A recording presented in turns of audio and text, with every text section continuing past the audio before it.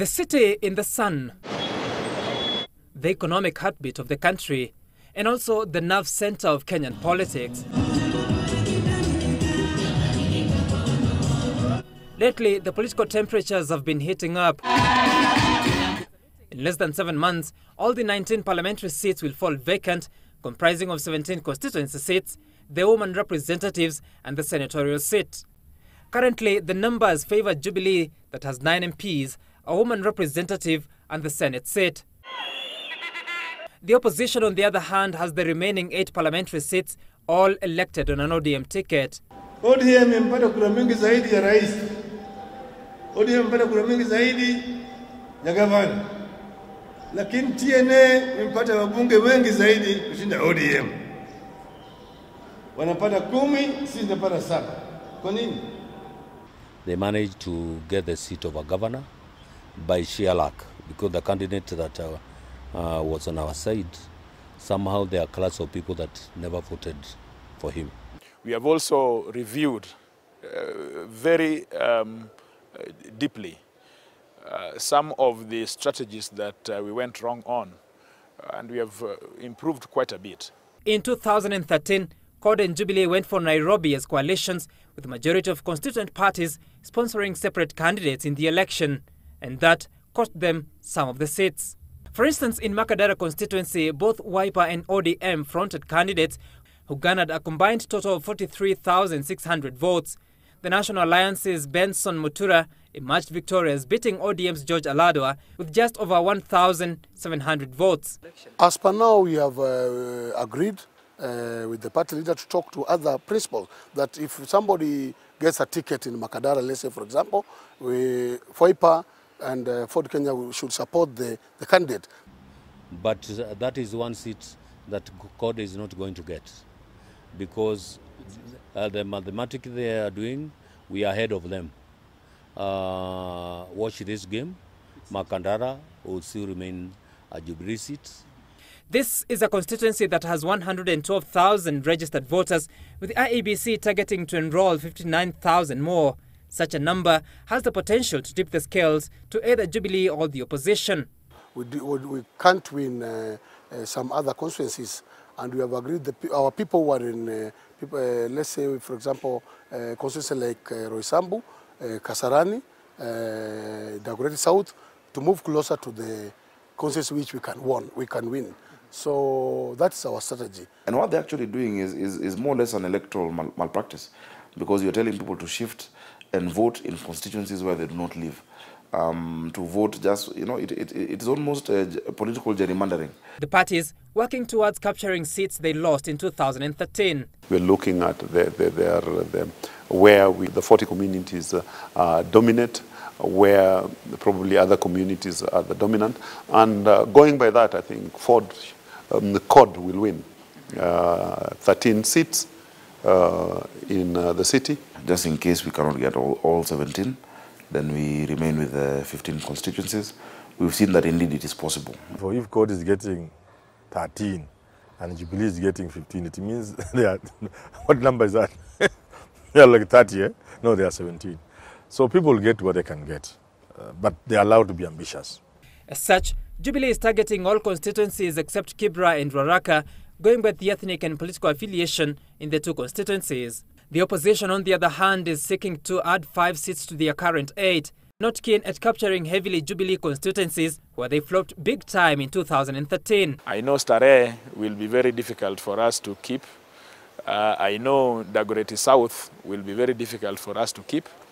I also know Roysambu, which is my neighbor, will be difficult to keep. Kasarani, I've talked about Kasarani. And Kamkunji is a battlefield. This leaving about 6 battleground constituencies. Mathare constituency is top on that list. In 2013, TNA won the seat with just 346 votes, beating ODM Stephen Kariuki, but that was short-lived, and tables turned in August 2014 when Kariuki beat the then MP with 884 votes in a by-election. Kariuki has since decamped from ODM to Jubilee. IEBC seeks to enroll 40,000 more voters by mid next month, a number that will favor whomever succeeds to enroll more voters. Embakasi East constituency went to ODM in 2013. John Omondi won with just over 3,700 votes, beating TNA's Mary Mwangi. There are 109,000 registered voters, a figure that could go up to 162,000 should IEBC's target come to pass. Jubilee Party is keen to capture the seat, but the opposition won't let that be without a fight. A similar narrative goes for Embakasi South that went to ODM's Mohamed Sumra. In 2013, he beat the TNA candidate by more than 9,000 votes. And even though a Wiper candidate had garnered over 21,000 votes, Jubilee Party is counting on the possibility of the opposition sponsoring different candidates under the NASA or CORD umbrella. We will clearly know which party and which person has the strength in any given area. And since our strength is NASA, we are not going to be naive about it. While guarding the Southern Territory, ODM and the opposition are keen to capture Embakasi North that went to TNA in 2013 with a vote margin of under 5,000 votes. The constituency could register 41,000 more voters by February 14th, complicating the tussle for either side. As Jubilee plots to dethrone the opposition from at least 4 city constituencies, the ethnicity of candidates is a key consideration. We believe that the people of Nairobi don't necessarily, vote based on tribe, but on issues. But we must appreciate that we need to have a good mix of different communities in the city. Nairobi must be the face of Kenya. In 2013, the Goreti North constituency went to ODM Simba Arati, who garnered just over 43,000 votes. Even though the TNA candidates scored 17,000 less, Jubilee is confident they have found the right candidate for the constituency's ethnic demography. The senator, Beatrice Alachi, she's the one we are going to support in that particular constituency. Find our votes and hopefully get votes from other community and more so the community aligned to Alachi. She's going to win that seat. Even if they were to put a Luhya candidate, Luhya people in Nairobi are so aware they will follow the national pattern, which is NASA. But the strategy is not limited to Jubilee. CORD leader Raila Odinga recently gave counsel to his Nairobi supporters on how best to capture enemy's territory. Tukiweka Mkikuyu starehe inashinda.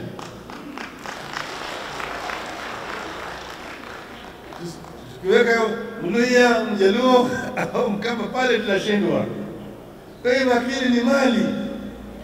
Akili ni mali, tumeni akili.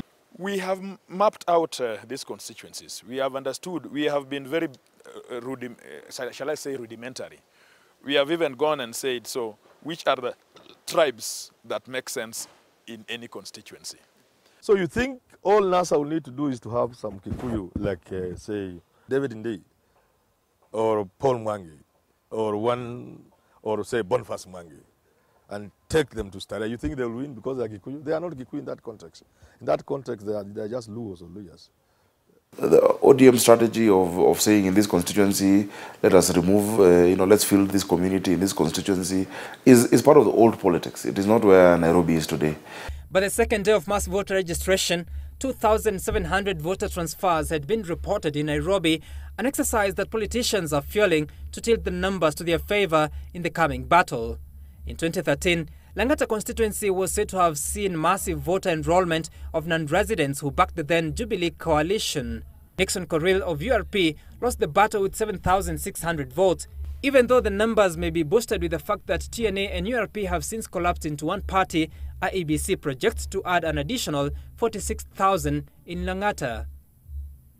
Even as we are transferring, we have urged our people from areas like Ruiru, areas like Kiambu, areas like Athi River, Mlolongo, and people from Kabete to come over to Nairobi and register as voters in Nairobi so that we can boost our numbers. There are people who never registered here in Nairobi. There are people who have heard our cries, telling them to come to Nairobi, and they are doing that. We know even the other people are doing, but we have more than them. A handful of people will be transferred, yes, maybe 50, 60,000. Come voting day, guys are drinking in Kiambu there. You spend so much money to bring them to register in Nairobi. They are taking their mungari in Kiambu there, wherever it is. So out of the 60 you mobilize at a terrible cost, you end up getting 15,000. It's not worth it. And it won't work.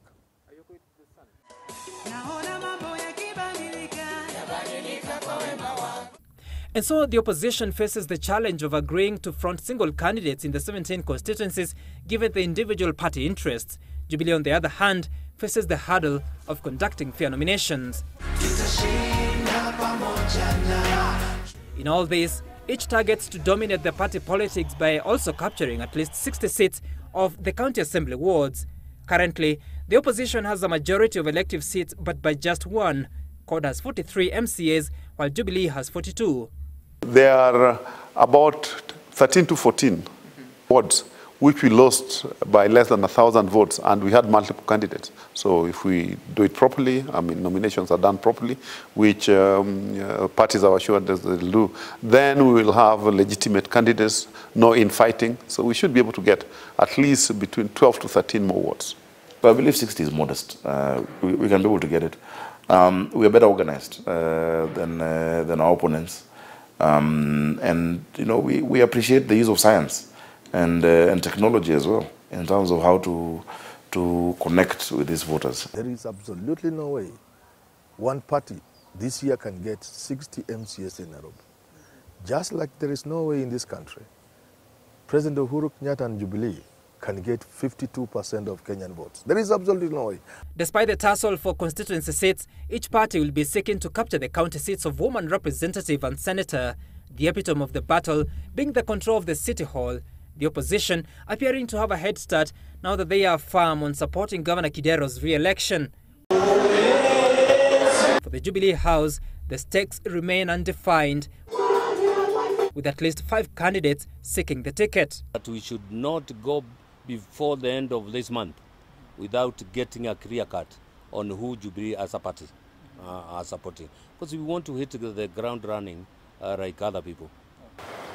It's a complicated matrix of ethnic balancing for the top 2 political formations in the city. For the next 3 weeks, Jubilee and CORD will be keen at enrolling as many allied voters as possible, albeit in a choreographed scheme to boost their numbers in the battleground constituencies.